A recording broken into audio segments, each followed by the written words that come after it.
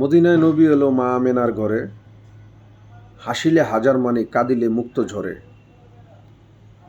সেই প্রিয় নবীজির আগমন এই 12ই রবিউল আউয়াল মাস এবং তার বিদায়ও এই মাসেই, যেহেতু সে চলে গেছে এই মাসেই। তো সেই প্রিয় নবীজি নবী মোহাম্মদ রাসূলুল্লাহ সাল্লাল্লাহু সাল্লামের আগমনে আরশ, লৌহ কলম, আরশ, কুরসি, স্বয়ং আল্লাহ পাক সহ কুল কায়নাতের যত সৃষ্টি আছে সবাই খুশি, ইল্লা ইবলিস এবং তার অনুসারী, শুধু তারাই নারাজ। দেখবেন এই ঈদ মিলাদুন্নবীর মাস আসলে কিছু শয়তান আছে, এগুলার মুখ চেহারা কেমন কালো হয়ে যায়, যা তা বলে মুখ দিয়ে।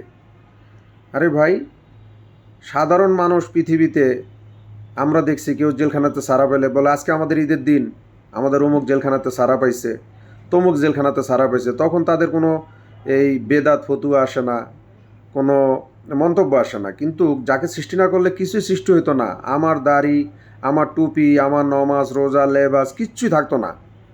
এবং যার মাধ্যমে কোরআন হাদিস সব পাইলাম, যার হাদিস পড়ে আমি মুহাদ্দিস হইলাম, যে নবীজি সাল্লাল্লাহু আলাইহি সাল্লামের কোরআন পড়ে আমি মুফাসসির হইলাম, যার হাদিস কোরআন মিলেই আমি মুফতি হইলাম, সাইকুল হাদিস হইলাম, তার আগমনেই কিছু লেবাসদারি আছে নারাজ, এবং তারা ওইখান থেকে ফতুয়া দেয়।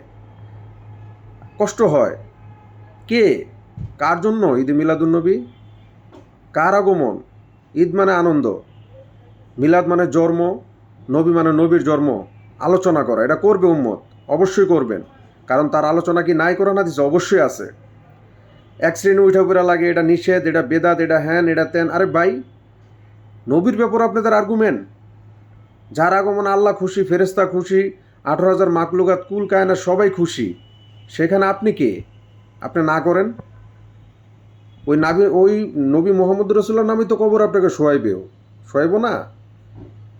বিসমিল্লাহ আল্লাহ মিল্লাত রাসূলুল্লাহ, তার ব্যাপারেই ফতুয়া দেন। তার দাড়ি টুপি, তার কোরআন হাদিস যার মাধ্যমে আসলো তার ব্যাপারে ফতুয়া দেন। এত ফতুয়া কোত্থেকে শিখলেন? শান্ত হন, মনকে প্রশ্ন করেন। উনি কিন্তু সাধারণ কোনো আপনার আর আমার মতো মানুষ না।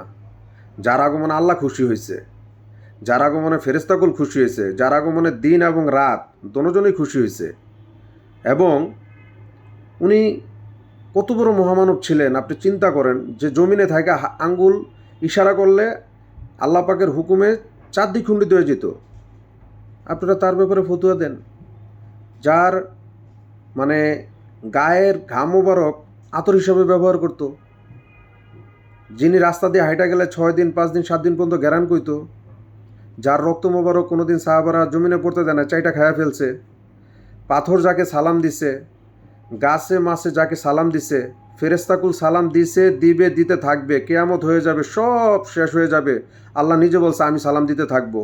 ইমানদারদেরকে অর্ডার করছে তোমরা সালাম পড়ো, ফেরেস্তাদেরকে বলছে সালাম পড়ো, সল্লু আলাইহি ওয়াসাল্লিমু তাসলিমা। এই আয়াতটা তো এমন কোনো আলেম নাই যে জানে না।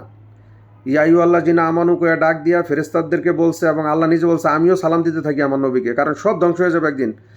আল্লাহর রাসূল উনি এখান থেকে চলে গেছে পৃথিবী থেকে, সব ধ্বংস হয়ে যাবে একদিন। ফেরেস্তাকুল সবাই শেষ হওয়ার পরে মালাকুল মউতের জানও কবজ হয়ে যাবে, নিজের জান নিজে কবজ করবে, তারপর আল্লাহ থাকবে। আল্লাহ বলছে আমি নিজেও সেদিন আমার রাসূলুল্লাহ সাল্লাল্লাহু আলাইহি ওয়াসাল্লাম করে দুরূদ ও সালাম করব। মানে কি?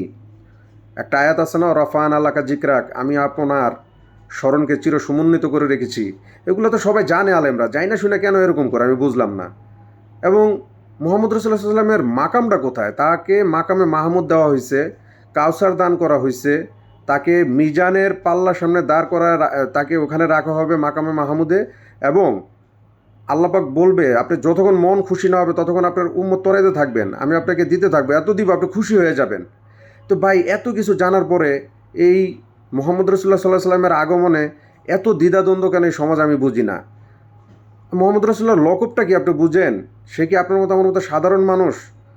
কোথায় আল্লাহ পাক কোরআনে ওনাকে কত সুন্দর সুন্দর করে ডাক দিছে, তোহা, ইয়াসিন, হ্যাঁ, নূরে মুজাসসাম, আনোয়ার, আরও তো লকবের শেষ নাই।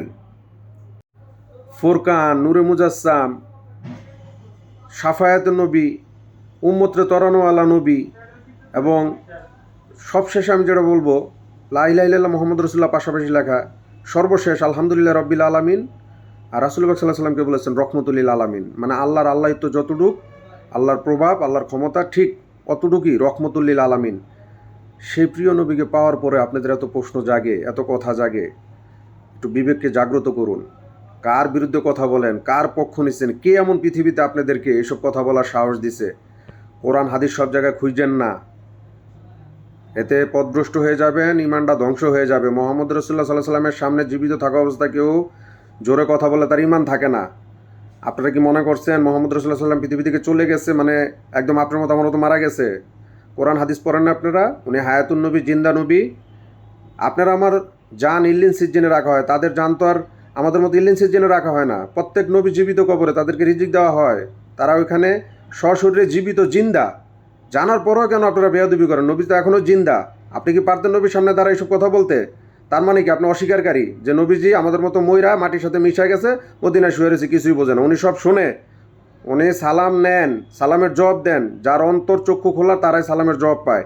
সাধারণ এসব এই লেবাসদারি শয়তান আমার মতো এরকম মুকরুম বা এরকম বেয়াদব যারা বেয়াদবি করে তারা কখনোই শুনবে না। অতএব নবীর ব্যাপারে সাবধান হয়ে যান। নবী পৃথিবী থেকে বিদায় নিচ্ছে, উনি হায়াতুন নবী, জিন্দা নবী। নবী সামনে থাকলে আপনি কখনো বেয়াদবি করতে পারতেন না। ঠিক ওইটাই মনে রাখবেন, নবীজি সব শোনেন এবং উম্মতের আমল হাসরের ময়দানে আল্লাহ রাসূলের সামনে আমল দেখানো হবে এবং আল্লাহ রাসূল সাক্ষী দিবে, তাদেরকে আল্লাহর হুকুমে পার করা হবে। এটাও আপনারা জানেন। আমি সবাইকে অনুরোধ করব, এগুলো নিয়ে আপনারা জ্ঞানজাম ভেদাভেদ করবেন না। সবাই একটা প্ল্যাটফর্মে আসেন, দয়াল নবীজির আগমনে সবাই খুশি হন। আপনার ভাল লাগেন আপনি করেন না, কিন্তু এসব ব্যাপারে এত ফতুয়া দিয়েন না, ইমানই থাকবে না। তো সেই প্রিয় নবী সাল্লাল্লাহু আলাইহি সাল্লামের উপরে দুরূদ ও সালাম। আসসালাতু ওয়াসসালামু আলাইকা ইয়া রাসূলুল্লাহ, আসসালাতু ওয়াসসালামু আলাইকা ইয়া হাবিবাল্লাহ, আসসালাতু ওয়াসসালামু আলাইকা ইয়া শাফিউল মুজনিবিন, আসসালাতু ওয়াসসালামু আলাইকা ইয়া রাহমাতুল লিল আলামিন। সালাম সবাইকে, ভালো থাকবেন সবাই। এগুলো নিয়ে মুসলিম উম্মার ভিতরে আজকে যে দ্বিধাদ্বন্দ্ব, মুসলিম টুকরা টুকরা হয়ে যাচ্ছে, আমরা চাই আমাদের দয়াল নবীর আগমনে সবাই খুশি থাকবেন, ভালো থাকবেন। আসসালামু আলাইকুম রহমতুল্লাহি ওয়া বারাকাতুহু।